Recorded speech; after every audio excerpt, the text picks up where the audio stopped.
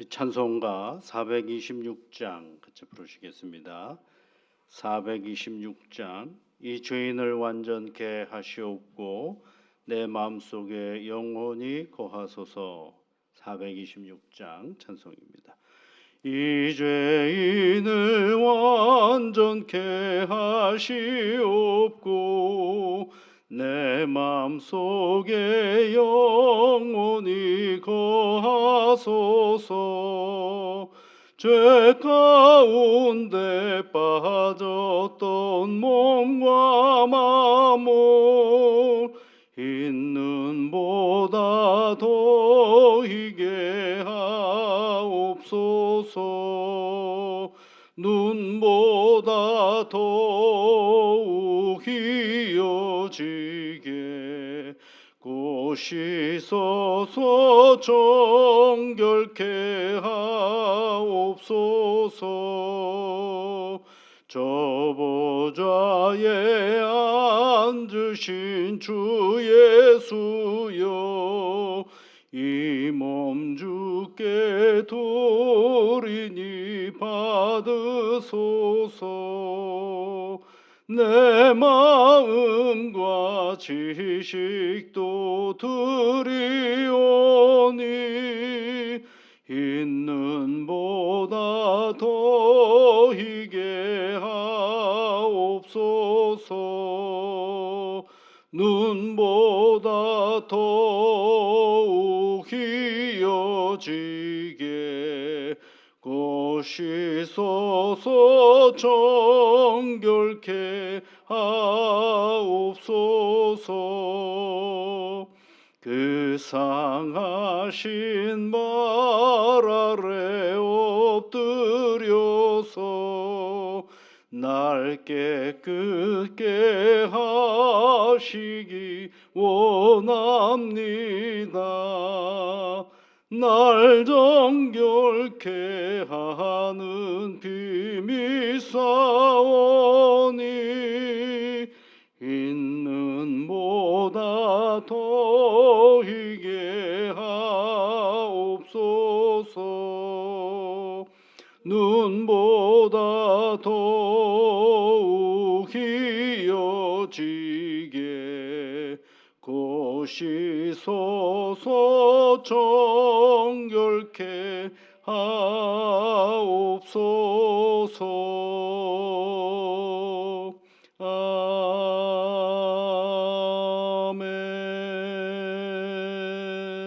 아멘. 거룩하신 아버지 하나님, 하나님께서 저희들에게 간밤에 잠을 주시고 또 눈을 떠 새 하루를 시작하게 하게 하시니 감사를 드립니다. 사랑하는 주의 자녀들이 첫눈을 뜨고 하나님을 기억하며 이 시간 간구하오니 주 성령께서 이 귀한 마음을 받아주시사 하늘의 음성과 하늘의 능력을 맛보는 복된 이 하루가 되게 인도하여 주시옵소서. 우리가 눈을 떠 바라보는 것들이 아름다운 것도 있지만 들려오는 여기저기 소식들은 불안하고 염려스럽고 근심이 가득한 소식들도 우리에게 다가옵니다. 성령 하나님, 어떤 형편에 있든지 간에 오늘 하나님을 향한 우리의 마음이 흔들리지 않도록 지켜 인도하여 주시옵소서.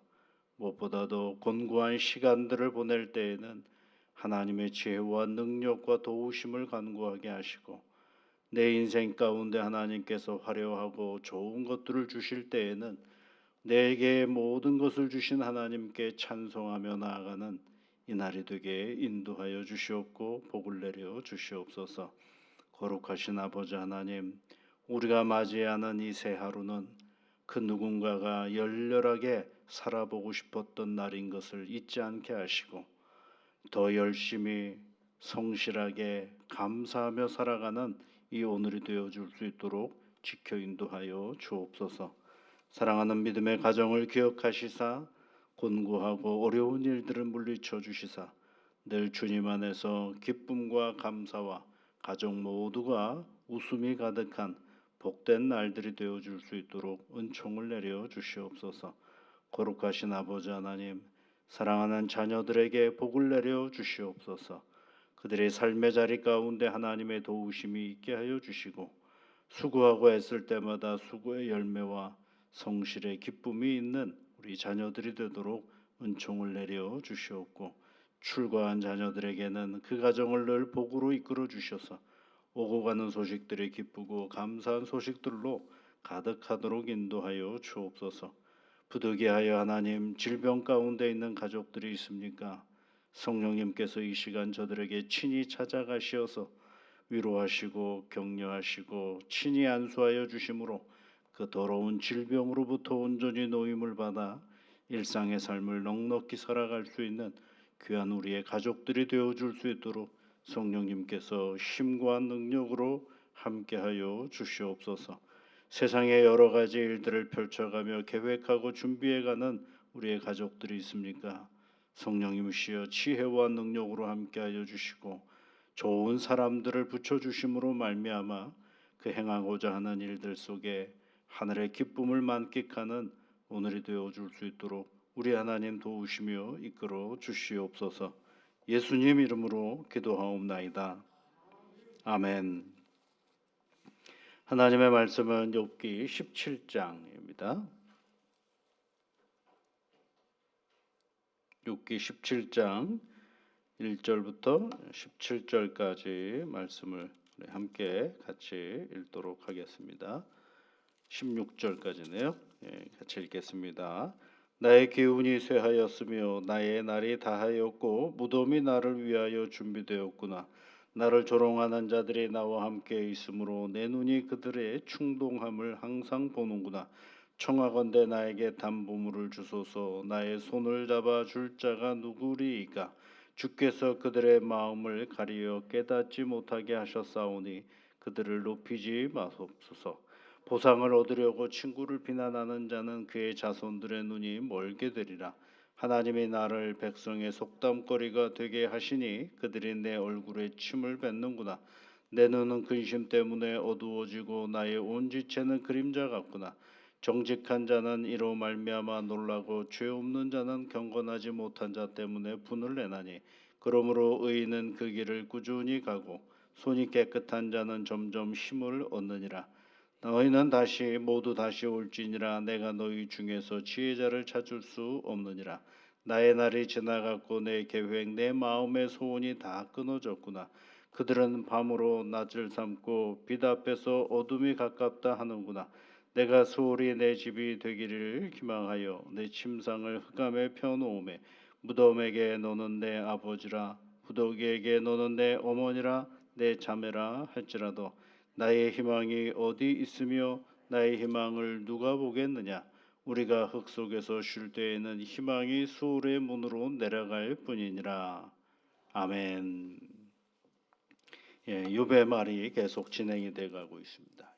욥의 말 속에 오늘은 주로 무슨 이야기를 하고 있느냐 하면 나의 희망이 어디 있으며 나의 희망을 누가 보겠느냐라는 것을 얘기하고 있죠. 15절 말씀에 희망이 없다라는 것입니다. 희망이 없다.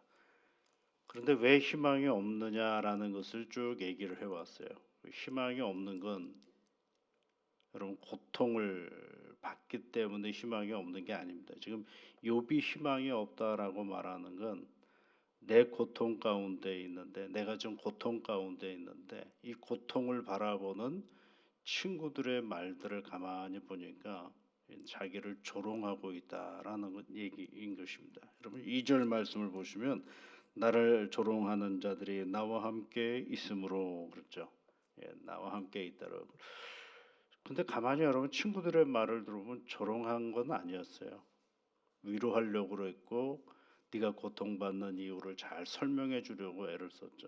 그런데 어제 우리가 읽어보았던 욥의 말 속에서 그런 친구들의 말을 뭐라고 얘기를 하냐면 16장 2절 말씀에 재난을 주는 위로자들이다 이렇게 얘기를 하고 있죠. 재난을 주는 위로자들이다.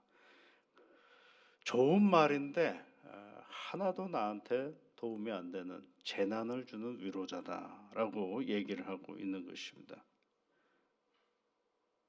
그러다 보니까 그네들의 말이 진짜 힘든 거죠.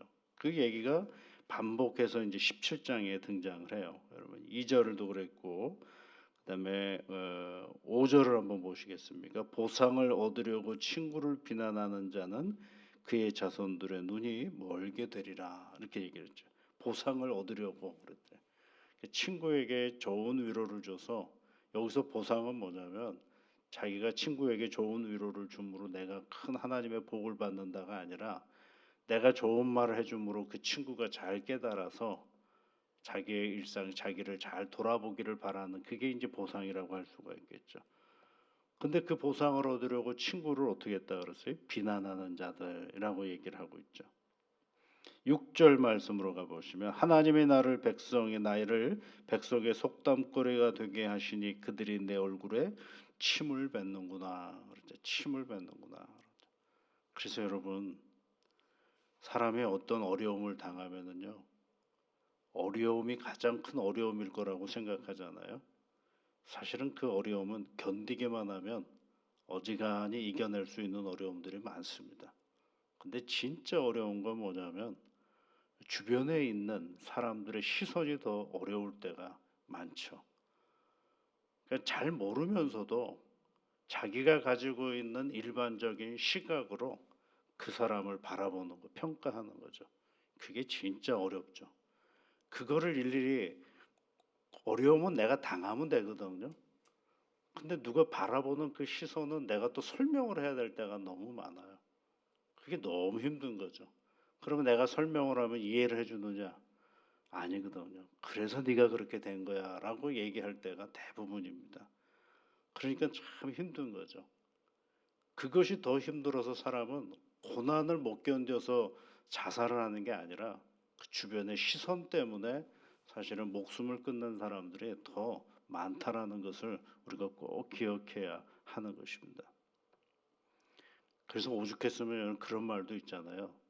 때리는 뭐보다도 뭐 하는 사람이 더 밉다 그래요?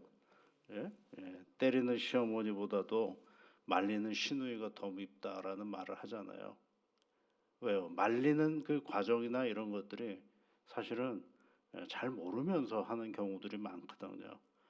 겉으로는 위하는 척 하지만 속으로는 헐뜯는 말을 하는 경우가 우리는 너무 많아요. 사실은 그래서 계속해서 하는 제가 이제 말씀을 드리는 이유가 그런 거예요. 남이 뭐라 그러든 그냥 한 귀로 듣고 한 귀로 흘려버려라라고 하는데 참 쉽지가 않죠 이게요. 남이 뭐라 그러든 그 사람이 내가 아니거든요. 그러니까 욥이 정말 정말 힘든 건 뭐냐면 나 고통당하는 거 내가 하나님과 나와의 관계 속에서 내가 아프다라고 얘기하면 왜 나한테 이런 고난을 줍니까? 탄식하고 아파하고 부르짖고 욕하는 건 내가 하면 되거든요. 하나님 앞에. 그런데 주변에 있는 사람은 엘리바스든 소발이든 빌다시든 이 친구가 정말 정말 신앙적인 언어로 나를 힘들게 할 때가 있어요. 이게 다 좋은 말이거든요. 너무 좋은 말인데 그게 나를 너무 힘들게 하는 거지. 아까 얘기했던 것처럼 재난을 주는 위로자들이다라는 것입니다. 그런 것들이 이제 힘이 너무 들어서 너 욥은 뭐라고 얘기를 하냐면 11절에 있는 말씀에 보면 나의 날이 지나갔고 내 계획 내 마음의 소원이 다 끊어졌구나라고 끊어졌다라고 얘기합니다. 여러분 잘 이 얘기를 잘 보면 욥은요 내가 왜 고난 받습니까를 누구한테가 막 던지느냐면 하나님한테는 던져요. 왜 내가 고난을 받습니까? 나 하나님 앞에 잘하려고 했는데 왜 나한테 이런 고난을 줍니까라고 하나님 앞에는 오히려 소리를 친다니까요. 그런데 내 곁에 있는 내 친구들은 그네들이 하는 말은 내가 일일이 반박을 해야 되거든요. 그럼 반박을 하면 들어줘야 되는데 듣지도 않아요 또. 그러니까 너무 힘든 거죠. 사람은 거기서 뭘 느끼냐면 절망을 느낄 때가 있는데 우리는 보통 하나님이 없어서 절망이라고 나를 도와주지 않아서 절망한다라고 하는데 사실은 그게 아니라요. 눈에 보이는 그 주변이 나에게 희망을 전혀 주지 않을 때 그때 사람은 절망하게끔 돼 있거든요. 눈에 보이는 누군가가 믿거니 했던 누군가가 그냥 나를 좀 가만히 뒀으면 좋겠는데 그 누군가가 우리를 참 어렵게 할 때가 있는 것들을 보게 되는 것입니다. 이게 조롱이라는 말은 이게 또 어떤 말로 말할 수 있느냐면 다른 뜻으로는 혐오라고 말할 수도 있어요. 저 고통받은 거 저거 다 하나님 앞에 죄를 지었기 때문이야. 그러니 저렇게 고통을 주지. 욥도 그런 생각을 안 하지도 않고 있고 하고도 있는데 거기다 대고 갖다 뭐 하는 거 소금 갖다 뿌리는 거랑 똑같은 거거든요. 그럼 얼마나 쓰리겠습니까? 아픈 사람한테 소금 갖다 상처 난 데다가 소금 뿌리면 얼마나 힘들어요. 이게 굉장히 어려운 거죠. 근데 욥은 거기다 대고 내가 그런 사람이 아니다라고 아무리 항변해도 듣지를 않는 거죠. 그래서 욥은 뭐라고 얘기를 하냐면 비로소 희망이 없다라고 얘기하는 겁니다. 지금까지 이야기 속에서 여러분 희망이 없다라는 말 안 했어요. 욥은요. 친구들이 하는 이야기들을 통해서 보면 과연 내가 이게 제대로 된 건가라는 생각을 해요. 나에게 정말 희망이 없구나. 내 희망이 어디 있느냐라는 것입니다. 여러분 욥기를 읽으면서 우리가 꼭 욥이 주는 큰 교훈 중에 하나는 뭐냐면 욥은 섣불리 모든 것을 희망으로 바꿔가지 않는다라는 것입니다. 욥은 친구들은 계속해서 네가 이렇게 해서 이렇게 됐으니까 이걸 빨리 고치면 하나님이 너에게 복 주실 거야. 이렇게 단순하게 얘기하는데 욥은 그런 얘기를 하질 않아요.